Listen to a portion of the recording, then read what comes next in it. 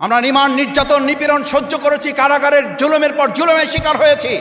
আমার সামনে দিয়ে আমি বের হয়ে সাংবাদিক বৃন্দকে জিজ্ঞেস করেছিলাম, আমি কোর্টে গিয়ে আমার সাংবাদিক ভাইদের কাছে অনুনয় বিনয়ের সাথে জানতে চেয়েছিলাম, তখন আমার ভাইয়েরা আচ্ছা বলতে পারেন আমি শফিকুল ইসলাম মাসুদ তখন ঢাকা মহানগরীর কেবলমাত্র সহকারী সেক্রেটারি হয়েছি,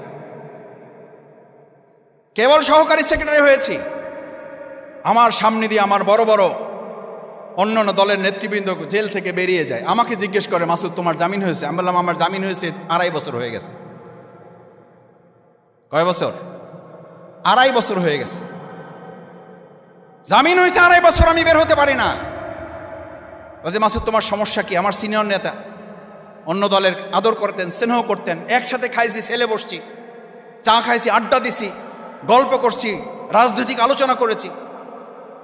ওনাদের কেউ কেউ আমাকে বলতেন মাসুদ বের হওয়ার কিছু পলিসি আছে। আমি বললাম ভাই পলিসি তো আমার জানা নাই।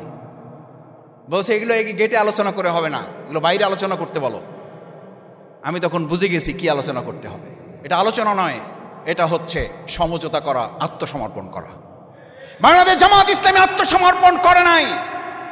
ডিবি অফিসে যখন আমাকে ছেড়ে দেওয়া হবে, আমাকে শুধু আমাদের বহু নেতৃবৃন্দকে, পরিবারের লোকদেরকে ডাকা হয়েছে, আমার পরিবারকে ডাকা হয়েছে।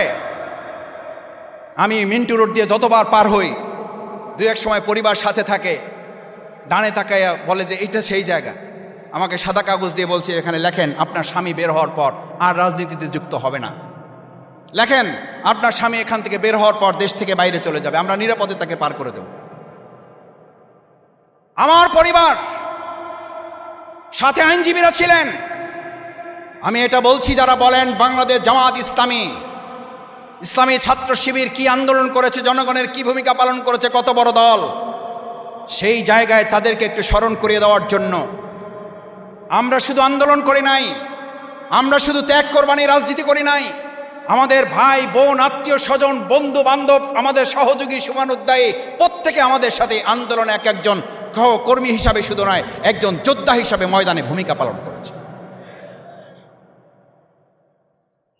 সাদা কাগজ ছুঁড়ে ফেলে দিয়ে বলেছিলেন আমার স্বামী 2.5 বছর হয়েছে,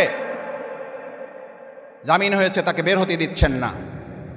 জামিন হয়েছে, গেট থেকে ধরে নিয়ে আপনারা মিন্টু রোডে নিয়ে আসছেন। এখানে আবার আমাকে লিখিত দিতে বলছেন। আমার স্বামী আমাদেরকে আগেই জানিয়ে রেখেছে প্রয়োজনে জেলখানায় আমার মৃত্যু হবে, তারপরও কারোর সাথে আন্ডারস্ট্যান্ডিং করে এখান থেকে আমার বের হওয়ার প্রয়োজন নাই। কারণ আর দুনিয়া সিজদুল মুমিনিন ও জান্নাতুল লিল কাফিরিন। আমি জেলখানায় বহুবার এই হাদিস মানুষের সামনে বলেছি, কারারক্ষীদেরকে বলেছি, ডিবির পুলিশদেরকে আমি এই হাদিস শুনিয়েছি।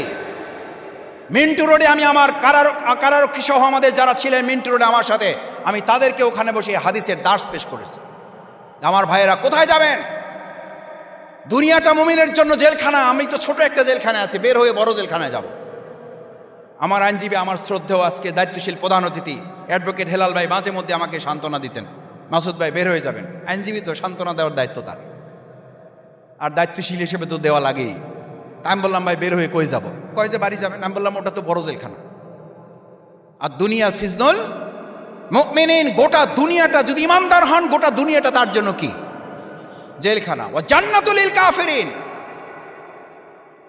সুতরাং আজকে যারা জামাত ইসলামীকে আবার নতুন করে জেল, জুলুম, নির্যাতন, হামলা, মামলা, রক্তচক্ষু দেখাচ্ছেন, ঈদুল আজহা, ঈদুল ফিতর থেকে ঈদ পূর্ণমিলনীতে স্পষ্ট ঘোষণা দিয়ে দিচ্ছি, ত্যাগের রাজনীতির জন্য যাদের জন্ম হয়েছে, নির্যাতন, হামলা, মামলা, গুলি, রক্তচক্ষু দেখে জামাত ইসলামীকে 1 সেকেন্ডের জন্য স্তব্ধ করা যাবে না।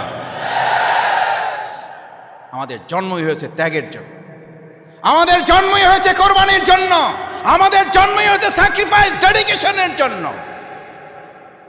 আমরা কোরবানির রাজনীতি পেশ করার জন্যই এই ময়দানে আমরা কাজ চালিয়ে যাচ্ছি। বাংলাদেশ জামাত ইসলামী, আজকে কেউ কেউ বলেন জামাত ইসলামী মুখে এক কথা বলে, কাজে আর একটা করে। বাংলাদেশ জামাত ইসলামী সেই দল, যা তারা করে সেইটাই তারা বলে, আর যা বলে সেটাই তারা করে। তার জন্য ফাঁসি আসলেও আমাদের মাথা নত করতে পারে নাই।